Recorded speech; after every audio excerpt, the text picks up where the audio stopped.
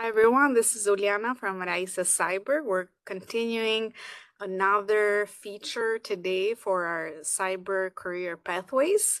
And today with us we have Brenda. Brenda, if you'll introduce yourself really quick, high level, and then we can go into a little bit of what your role is within cybersecurity. Yeah, for sure. So, hello everyone. My name is Brenda. I just graduated from UIC maybe 2 months ago.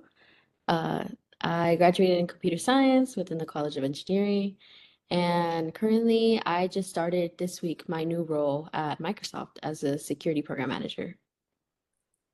You don't get anything fresher than that. Right out of school, congratulations, huge accomplishment.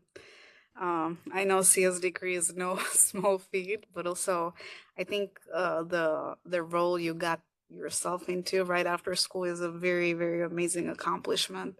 And primarily what we focus in this series, we want people to get a flavor of what it means to be in each pathway in cybersecurity, right? And I think yours is a very sought after one, specifically when we're looking at the security function. So tell us a little bit about your role. How would you define that?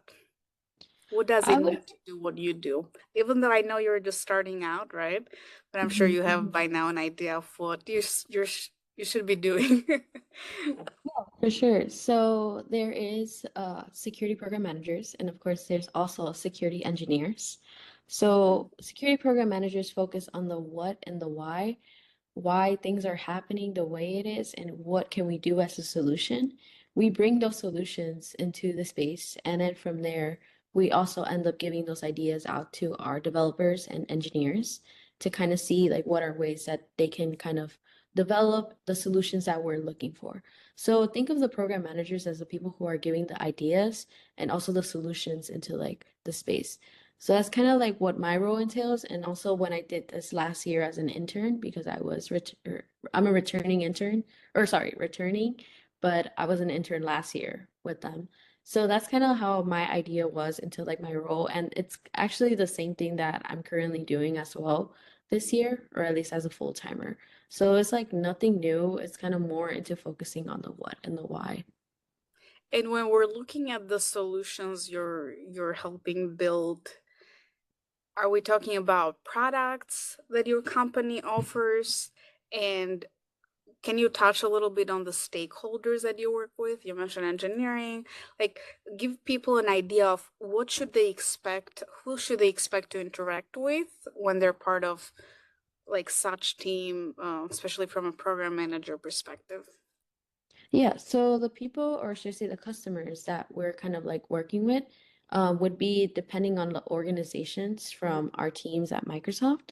Yep. So for me, I collaborated last year with M365 and Windows, kind of seeing what their issues were going on, as well as kind of like seeing what they had in their research that I could also incorporate into my project, into seeing what solutions there are. They had some resources previously where they had websites kind of giving me guidance into like what they have been working on, as well as what problems they have in their like realm that kind of needs a solution for. And within my organization, that's kind of where we come in and step in and also bring in those solutions that those teams offer. I think what was the first question that you were mentioning about again? So the customer, right? Is it internal, the solution set of what the tools you use internally at Microsoft, or is it something that will be delivered at the end of the day to like external customers? So are your customers internal Microsoft or is it external as well? And maybe touch a little bit like, because you said there's different organizations. So there might be security PMs that are on that external customer facing side of the business. Yeah, so most of the people that we work with is more internal. Okay. That's kind of like what I know so far since Got it. this is Yeah, like yeah, this is the first week. yeah. But last year, it was mostly like internal. I haven't seen much external, unless like if once they release the product, that's kind of like where Right. external customers come Yeah. in. Very nice. And then stakeholders, these are developers you mentioned. What else? What type of? product, maybe people that what other roles that give people an idea of who should they expect to interact with, right? As a PM, you interact with like so many roles and people. What are those like key developers? Yeah, so we have developers, we have engineers that are security. I also talk to team leads and a few other leads from other organizations as well. So it's mostly talking to kind of like your organization, but other organizations to kind of like space out and also look into like what their kind of issues are in their teams. Okay, so it sounds like a very cross-functional role because you have to like interface with like different people. So whoever is watching, if that's something that like you're interested in, I think a PM role would be a nice fit in cyber. Let's take a step back and how did you get into cybersecurity? I'm not talking about like actually like learn something about cybersecurity. Maybe how did you get inspired to go into this field? What was your first exposure to it maybe as a field? Yeah, so when I was in high school, I think this is when I was a sophomore.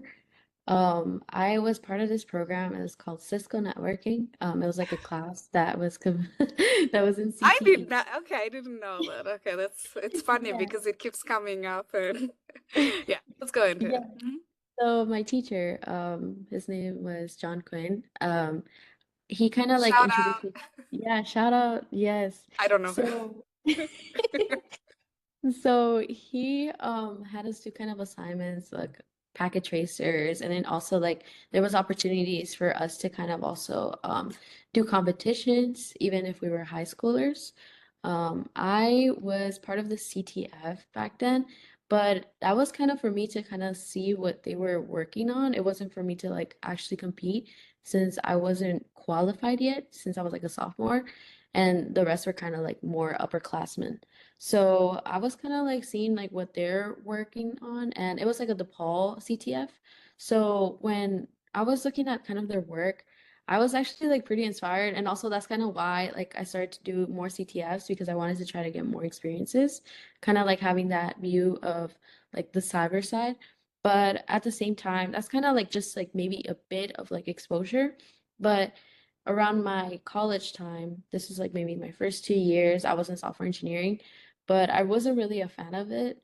But from there, I had to like switch to cyber, but they didn't really have much opportunities in cybersecurity, which is why I joined the Women in Cybersecurity, which is like a national organization. And that's kind of where I met a lot of people, including you. And they had opportunities for workshops, going to conferences, and just going to workshops and conferences. I feel like that's where I started to get myself more involved, and that's where I felt like the inspiration to continue to keep going. And I think what's so unique about you is that it feels like you've been doing this for so long because and I think we get that sense because of your leadership in the space. And I sort of like get this I sort of have the same experience, right? Where um that early exposure is key, and you might have not been doing this like actually as a job for a long time, but because you've done so many competitions, you've hosted CTFs at your school, UIC, with your chapter, and you've done so much that it feels like you've been in this for so long, right? But I would say Mhm. like sophomore year in high school is pretty early enough. I have heard people before that. But yeah, shout out to Cisco Networking Academy for keeping inspiring people. Okay, love that, love that. And what about cybersecurity attracts you? Is it the mission? Is it the collaborative aspect of the community building? What is it that convinced you, okay, I want to be a security program manager in the cybersecurity space at a Yeah, company like Microsoft that is well known for? yeah. So actually, I never even thought about applying for security PM at all Okay. because, yeah, the reason why is because I didn't really see that there was a role that aligned with that. Okay. So I was looking into different roles, maybe like something with security, like a security analyst, because Mm, I wanted to try to get experience because yeah. I really didn't have enough experience for me.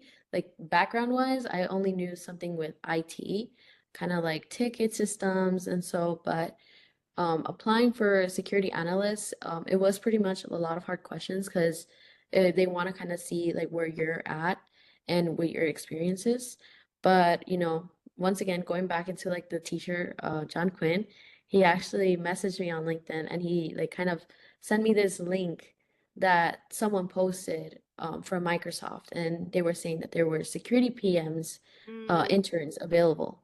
So when he told me that I should apply for it, at first I was like, I mean, I don't know like if I would even get the role because it's like something new, right? But when I was looking at the job description, I was like, okay, I feel like this might really align with me because the fact that a lot of the work that you do is not only meeting with your with your internal people, you're also creating solutions on top of that. So you're kind of researching, you're being a researcher and you're also trying to like develop solutions in order for your company or also like your team to kind of like get to know on how they should develop it.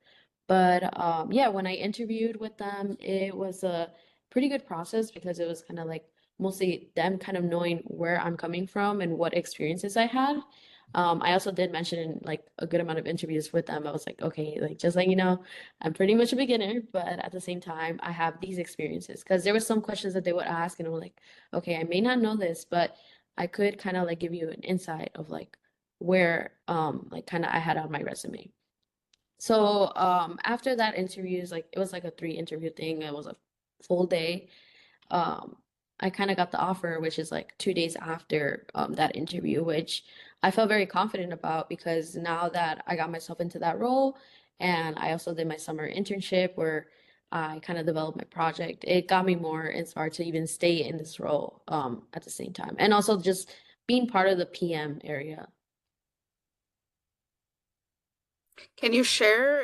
I mean, I'm not sure if it's allowed, maybe high level, what your project was when you were an intern, so people can get an idea of the type of work or solution you will get your hands on.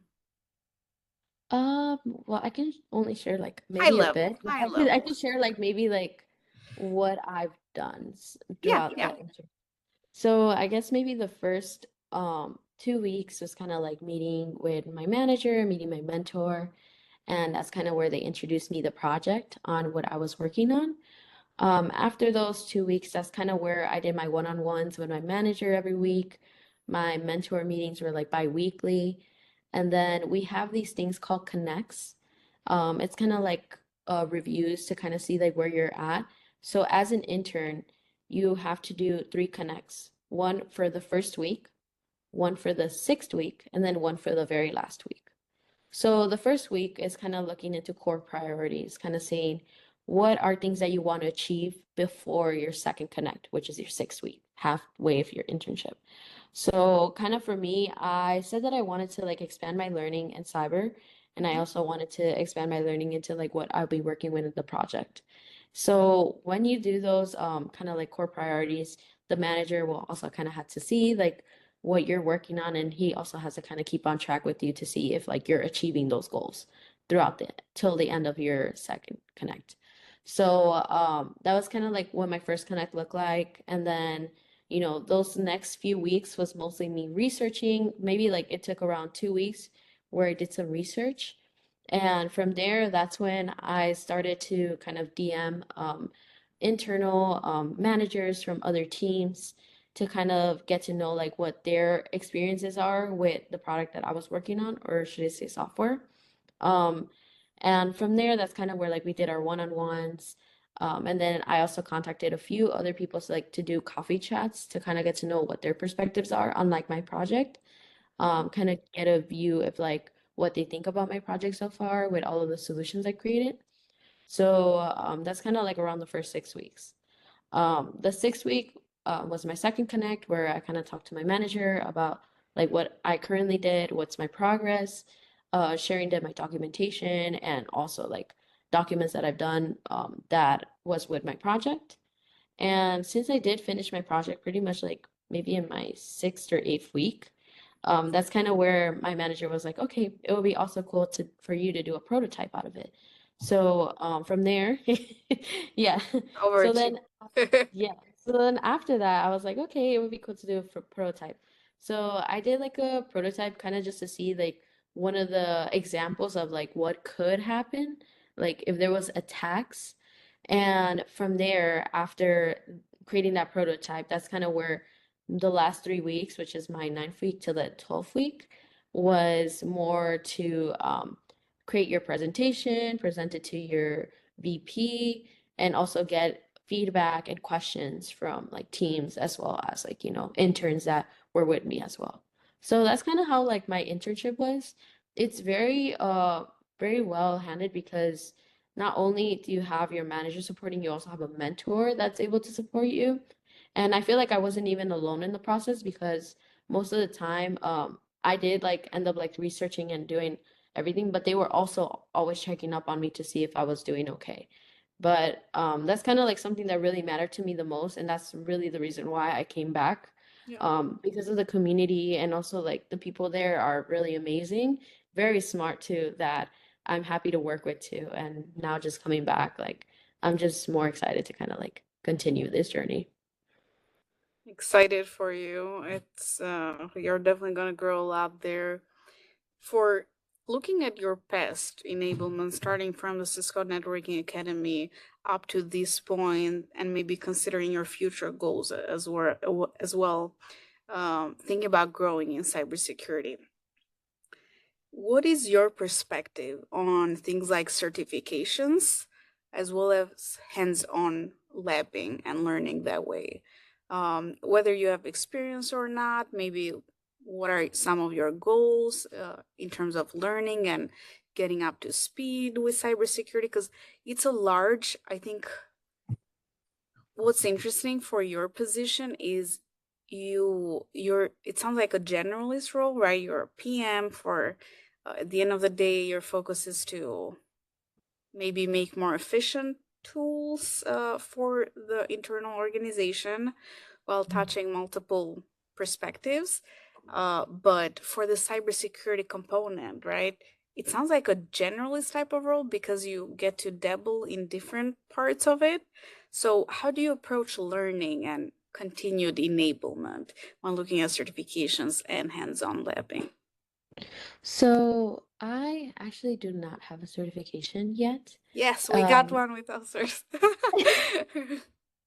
So, if and you're watching, you don't always need a certification to get in the door. There's other ways, and we can go into that later. How you made it, because I think you're a very competitive person, and to be able to get a role like that after school is amazing. But yeah, continue, please. so yeah, I don't have a certification, and I guess to anyone who's watching, I know how overwhelming it is to see when you're applying to jobs that have you like require a certification, but not many companies do really need a certification. They just kind of want to see like where your learning is and where if you're willing to learn and if you're like kind of willing to also like work well with your team. So I guess for me, preparing myself into like the role it's mostly just kind of doing like LinkedIn learnings, just kind of seeing like what Okay. their perspectives are and like what it is that I can like kind of incorporate into like my project. Well, now what I'm doing as well to kind of get myself in touch with like what my project Mhm. is, having taking notes, also looking at workshops that they offer through my internal org and from there, just kind of like being ready to learn always. But with certifications, I do plan on getting one soon. I really want to try to get myself one, and this would be the Security Plus. Mhm. It's kind of like a beginner friendly one, and I believe with that one, just being in that role itself would probably get me like more opportunities as well to kind of like look into like see if I can like kind of level myself up within my team. So. That's kind of where I'm coming from with my experience. Very nice. And when you were uh, in college, did you take any classes? I know you mentioned computer science, but did you have the opportunity to dabble into any electives with cybersecurity or not so much? Yeah, so it was mostly low-level programming that they offered, and it was kind of like also a required one. There's machine organization, kind of like machine learning as well. And there was also computer systems, kind of looking into those classes as well. And I believe there was one more class that I took. I can't remember it on the top of my head, but Me but it's like answer. kind of like you guys becoming a blur. But yeah, some of those classes really weren't cybersecurity focused, but at least it had to do with low-level programming, which is also like great to kind of like learn also on the side. So yeah. Okay. Um, Now I want people to get a clear picture of what it means to do the role you do. So if you can walk me through a day to day or like weekly schedule of, walk them through like a POV. Like imagine you're doing a video on it, like a vlog, right? And like what would people, maybe you should do that, but what would people get a glimpse of? What does your day-to-day interaction look like? Is it email? Is it meetings? Is it a mix of both? Walk us through a day to day. It's a lot of meetings, honestly. Yeah. It it's I think starting by next week, or at least like what my Monday calendar is gonna look like for next week, Mondays is are going to be, tough. yes, Always. they are. It's back-to-back meetings. First meeting is mostly with my team. We kind of discuss updates on what their projects are going. There's also a second meeting where I also had to meet with a dev team because I am under three people. So that means that I have a manager, like a people manager. I also have my team lead manager, and then I have my pod manager. So I guess the difference between the three is first, the pod manager. This is the person that I'll be working with closely on my project, and that's kind of where we will both be collaborating. The second one is the team lead manager, where they're also checking up on my report to see how things are going, and also like with my pod manager too. But the people manager, they're kind of like basically in charge of like all of the team leads, and the Mm. team leads would report back to the part people manager to see like what their progress is and how we can maintain it, or at least like how we can continue with the project. So yeah, that's kind of like one of the meetings, and also with the dev team because I do have to talk to engineers from like my organization, having lunch after How because is it is that?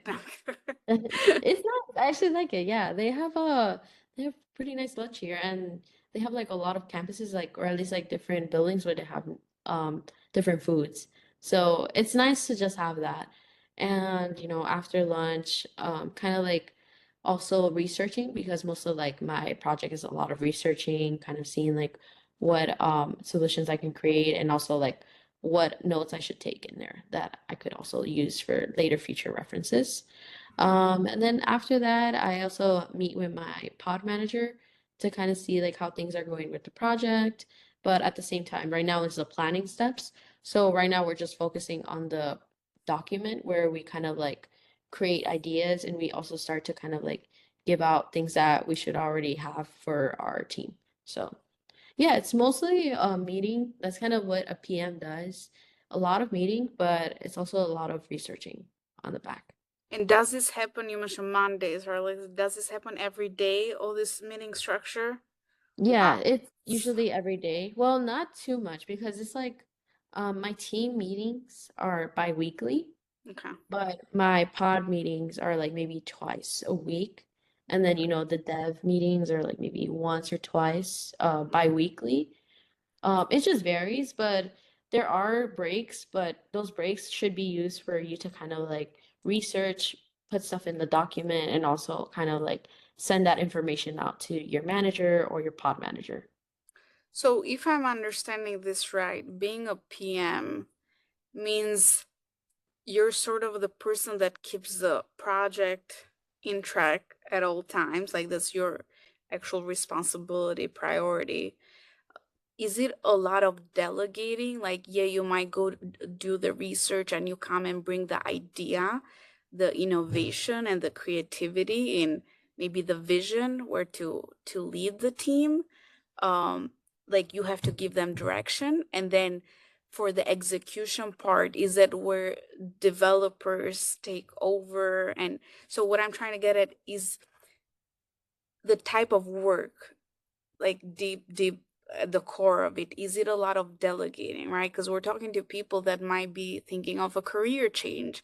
They might be out of school and thinking like, is a PM track the right one for me? Mhm. And tell us a little bit about the maybe the how much is delegating and how much is actually you have to execute as well, as opposed to your team members. So with delegating, I would say we don't have much of the delegating other than, just creating the solution or so. Hmm. But after that solution is created, the how part, which is the execution, the coding, the programming, that's all led into the developers, which is one of the team leads for developers. Because, each team lead has like some different Yeah. like role position. For me, I'm under the product and the strategy. So this is kind of like where I strategize anything that would be helpful for the product. But all of the execution, or at least like all of the developing, will go all to the engineers and developers. So for me, it's kind of me like, strategizing, but developers are the ones developing and executing the project. Very nice. Now I want to dive deeper into the skill set. And not so much, I want to use this as an opportunity for people to see this is something that they see themselves doing. Doesn't mean like you need, like you have the hard skills yet, right? But is this something you picture yourself doing? So let's focus on the hard skills and then the soft skills.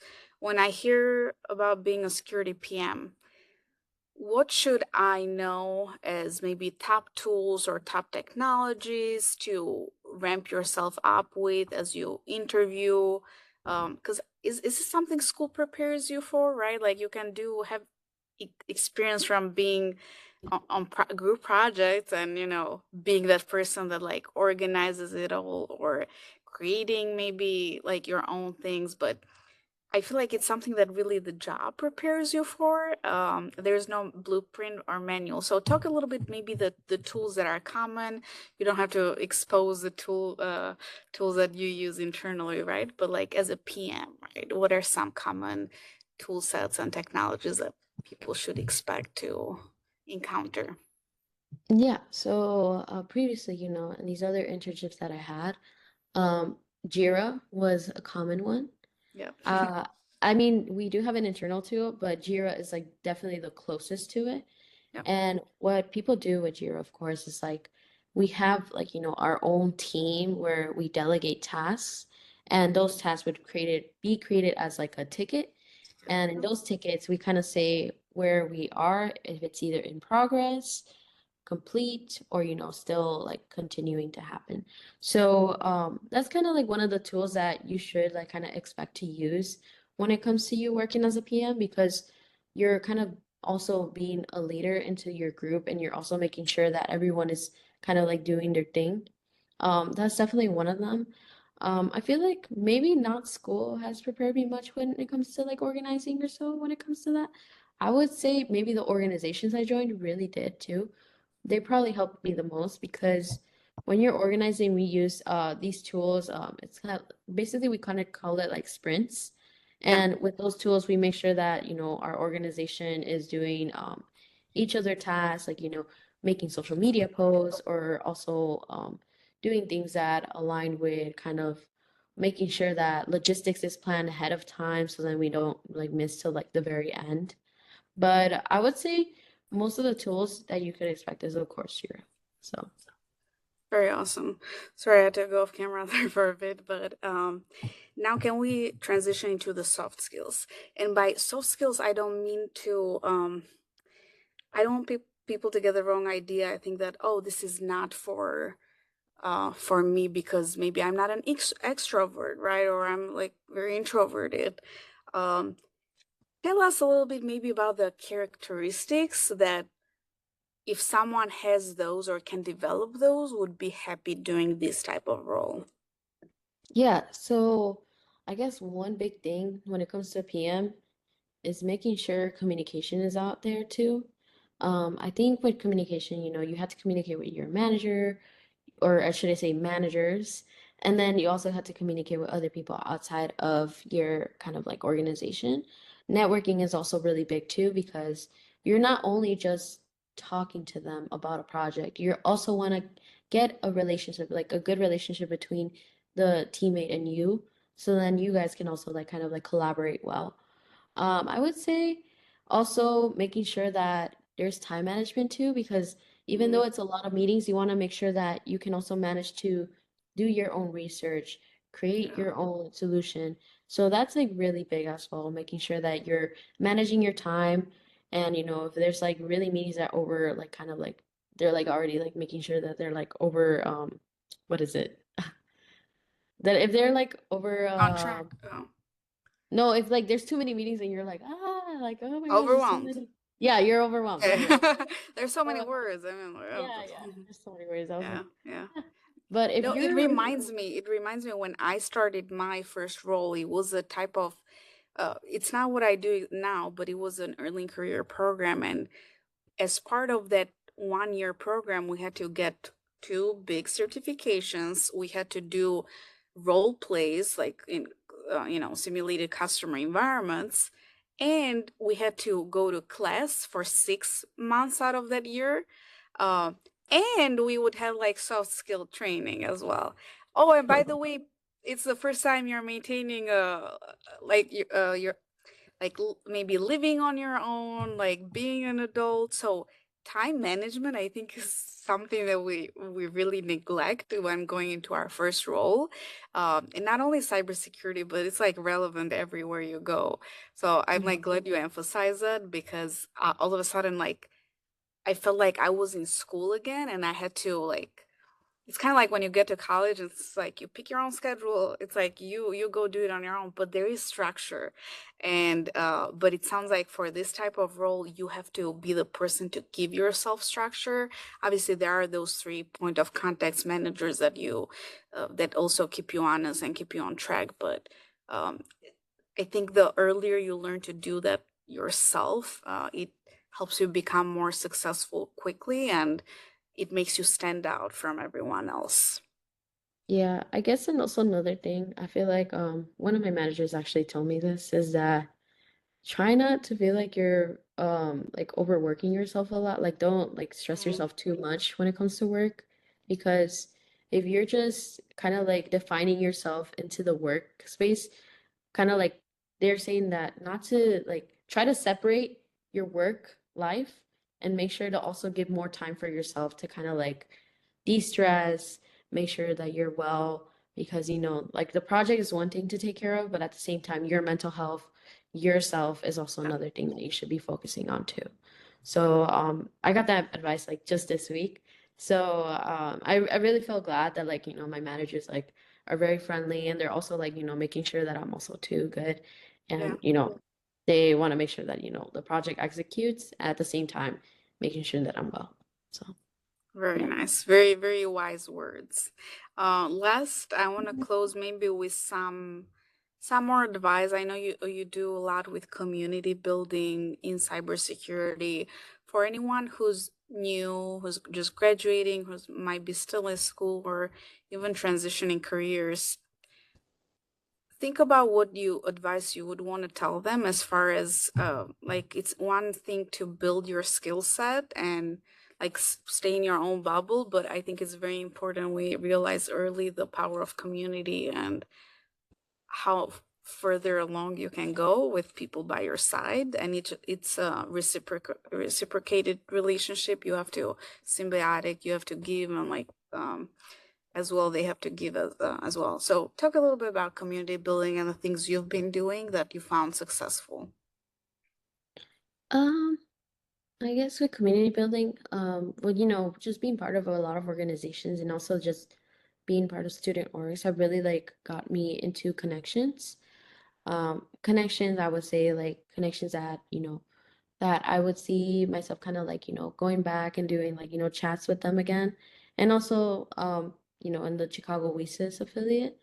I feel like I've also gained connections too, especially with the board members that have been very helpful with like, just making sure that like I have a good experience into making sure that I'm onboarded or at least like I get myself into my role safely. But I think all of the community building has landed with like workshops that I've also like kind of led. but at the same time, there was also workshop opportunities where I got to learn from through other peers and also other students. But I think what mattered the most to me when it came to that was the panels. I feel like getting Mm, perspectives out of people, kind of seeing like what their experiences are as a full timer, because most of the questions that I would ask to like maybe people who are currently in full time that are already like maybe a year plus is how do you get adjusted? Like, what's the learning curve of like learning that like the learning that you have versus the learning that you need to learn? And even asking that this week to kind of like my onboarding buddy, they did say that it is a lot because not much is learned from school. You really have to like kind of learn it yourself, and you also have facts. to kind of give more time. Yeah, to give more time to kind of like see what you will be working with. Um, like this new project is like completely new to me, and it's also new for them too. So just being part of that and also being on time to kind of like structure, make sure I give myself time to kind of learn about it, will kind of help a lot. So that's kind of like mostly like community building that I work with, and just collaborating with other organizations have been amazing too. Very nice.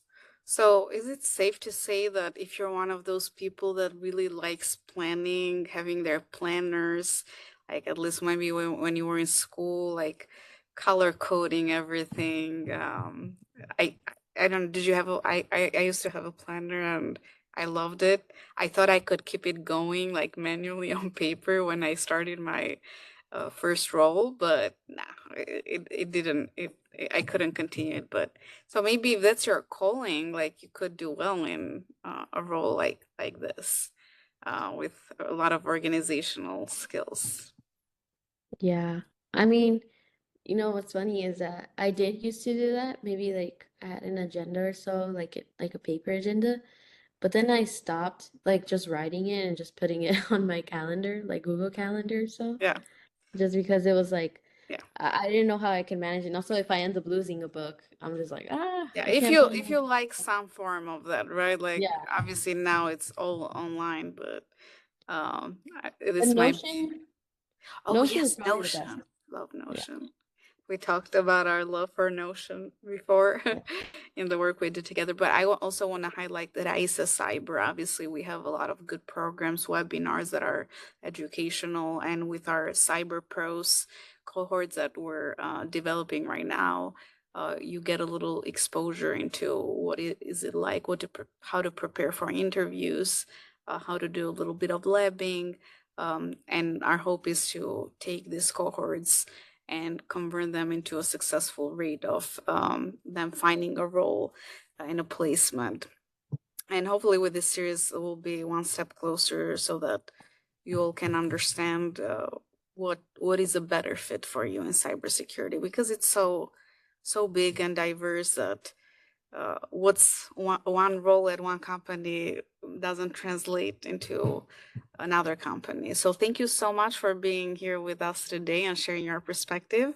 I know you're a prodigy and you're going to go far. So keep up with Brenda. We'll have her information linked. And thank you so much. We'll catch you on the next one. All right, for sure. Thank you.